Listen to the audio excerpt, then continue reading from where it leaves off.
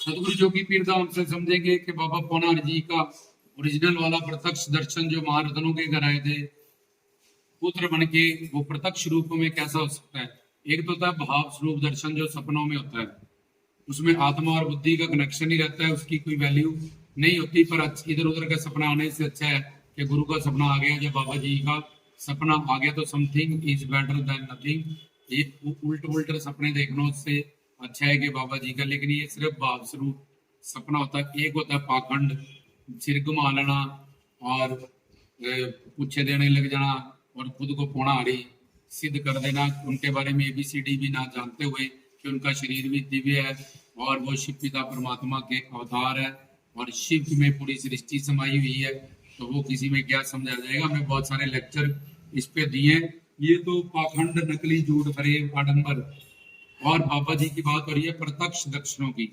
वो होता है कि पहले श्रद्धा, श्रद्धा मतलब अटूट विश्वास ग्रंथों पंथों पे संतों को, और फिर पूर्ण सदगुरु का साथ हो, फिर उससे ज्ञान लिया जाए। सत्संग कीर्तन बाबा जी के बारे में सारा थ्योरेटिकल पहले ज्ञान ले। सिंगी क्या है, शेषनाग क्या है, कुएं क्या है, खंडोए खंडावे क्या है, लंगोट क्या है, बाबा जी का चिमटा क्या है।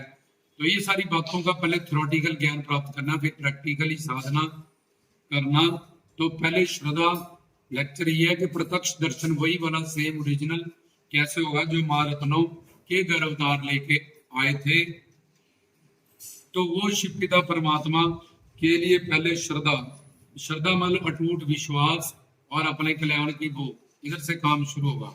ये श्रद्धा दो तरह से होती है, जहाँ संतों महात्माओं का प्रवचन सुनने से, जहाँ फिर संसार में कोई दुख मिले तब। तो श्रद्धा से बाद पूर्ण सदगुरु चाहिए।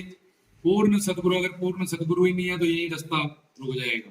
पर अगर पूर्ण सदगुरु है तो फिर उससे आगे सत्संग, उसका उससे ज्ञान प्राप्त करना पड़ेगा। पहले थ्योरेटिकल, फिर प्रैक्टिकल, फिर अनर्थ निवृत्तियां, जिन सब चीजों से हमारी साधना या कमाई या भक्ति खराब होती है, जिन कामों से, उन सब चीजों को हमें निकालना पड़ेगा, छोड़ना पड़ेगा अपने जीवन से। जैसे शुगर वाला बंदा मीठा नहीं खाता, उसके एक नियम होता है, ऐसे ही हमें अपनी साधना में जो जो गुरु के कि ये चीजें नहीं करनी, या इन चीजों से तुम्हारी निंदा, चुगली, परदोष, इससे तुम्हारी साधना खराब होती है, उन सब चीजों को निकालना पड़ेगा अपने जीवन से बाहर।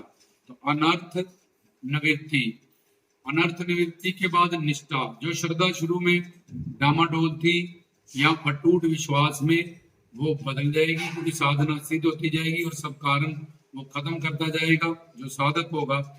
तो श्रद्धा, सतगुरु, सत्संग, अनर्थ निवृत्ति, निष्ठा, आसक्ति, ये जो अटैचमेंट है संसार की, क्योंकि उसको दर्शनों की अब अभिलाषा है, वो तड़पेगा बाबा जी का दर्शन करने के लिए। रुचि, अब इंटरेस्ट बन जाएगा उसका एक ही, कि मैंने अपने बाबा पौनारी जी का ही दर्शन एक करना है। तो उसमें वो उनके लिए नदियों की एक पल भी उनके लिए हमें ऐसे लगेगा कि साल हो गया, युग हो गए उनसे बिछड़े हुए। उनके बिना सारा संसार शून्य लगेगा और उनकी बिरहा में जो आंसुएं लगातार आंखों से चलने लगेंगे। ये निशानी होती है जब जिसको प्रत्यक्ष दर्शन होना होता है। ये तीन निशानियां पहले उसके पास आ जाती है। उनके बिना एक पल भी ऐसे लगता है कि युग समान हो गया, और उनकी बिरहा में आंसू जो है लगातार नदियों की तरह आंखों से निकलते हैं,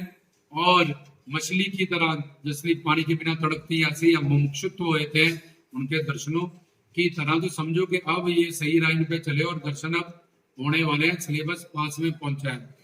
तो निष्ठा के बाद श्रद्धा, सतगुरु, सत्संग, उसके बाद अनर्थ निवृत्ति, उसके बाद निष्ठा, उसके बाद आसक्ति, आसक्ति मतलब अटैचमेंट, उसके बाद रुचि, रुचि के बाद भाव प्रकट होगा। रुचि पहले होगी, आसक्ति बाद में होगी।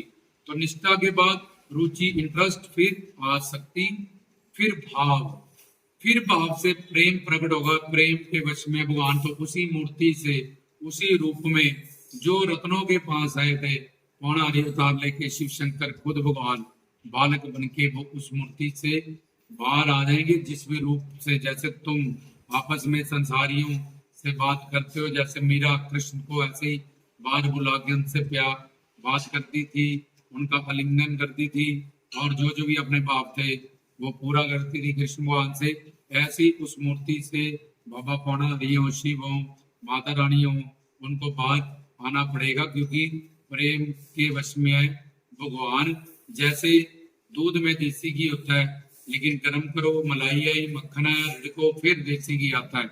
ऐसे किसी भी दिव्यत्व शक्ति का दर्शन करने के लिए इस प्रोसीजर से गुजरना पड़ता है। ना कि सपनों में दर्शन हो गया और ना कि सिर घुमा के पाखंड कर लिया, झूठे डंबर खुद भी पटक के लाखों लोगों को भी भड़का दिया। तो ये था बाबा जी का प्रत्यक्ष दर्शन। कैसे होगा, जो इस सीरीज से गुजरेंगे, ये पौड़ी है उनके दिव्य दर्शनों के लिए, तो उसको ही बाबा जी का प्रत्यक्ष दर्शन हो सकता है। जय बाबा।